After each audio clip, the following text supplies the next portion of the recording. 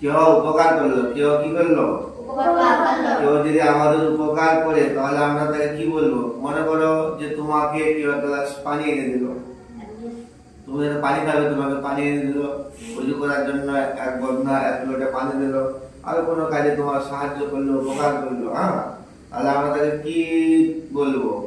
আমরা তাকে কি বলবো? জাযাকাল্লাহু খায়রা, জাযাকাল্লাহু খায়রা। যখন কেউ কাউকে উপকার করে, সাহায্য করে, তো ইংলিশে বলে থ্যাংক ইউ। ইংলিশে কি বলে? তো থ্যাংক ইউ কোনো কিছু নাই, থ্যাংক ইউ এর কোনো কিছু নাই, এটা দুনিয়াতে শেষ, কখন শেষ। কিন্তু যদি আরবি কালেমা, আরবি শব্দটি বলা হয়, এর মানে কি জানো?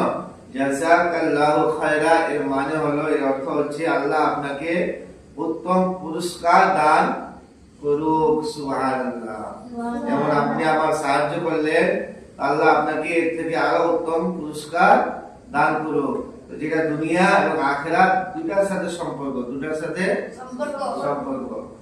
এই জন্য আমরা যখন কেউ আমাদের কিছু দান করবে, তো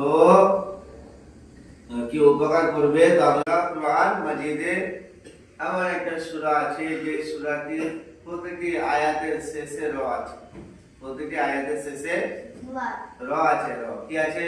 র আছে। প্রতিটি আয়াতের শেষে কি আছে? র আছে। কোন সূরা এটা?